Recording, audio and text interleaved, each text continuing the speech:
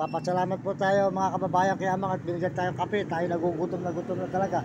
At di po tayo nakahingi ng pananghalian dahil po may ibang kantin po medyo lakata naman po yun. Sinasabi puro wala. Yan po. Yung pudlong. Pudlong po tawag dito. Tsaka po yan, binigyan po niya tayo. Maraming salamat sa iyo. Sa tulong mo talaga kami, mahirap pa ako talaga. Ako talaga nangihingi lang talaga sa mga daan. Ayun, kaya binairal nga ako nung babae para huwag kami mga tumulong sa inyo para ano.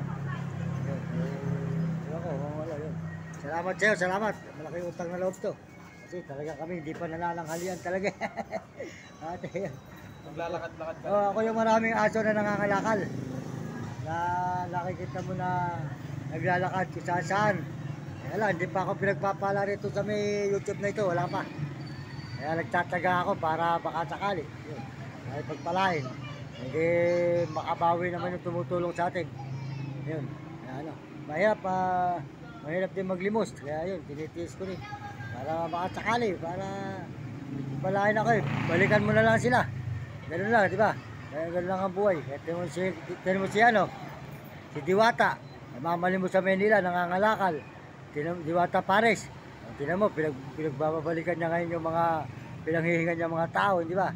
Ganun lang yun. Tinan mo, mayaman na yun, ano? Napaparod mo si Diwata Pares. Bisaya yun Waray yun. Wala yun.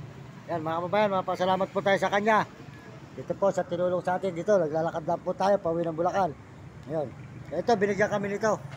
Tuming kulot. Pagkain yun. Yan, pagkain. Kailan ko yan sa iba siya.